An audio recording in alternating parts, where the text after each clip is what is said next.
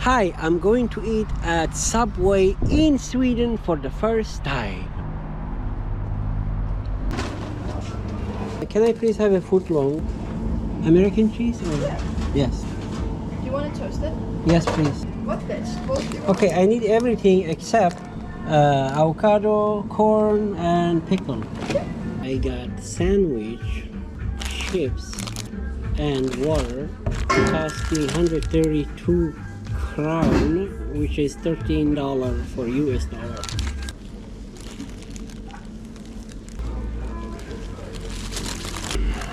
I honestly can say taste almost same.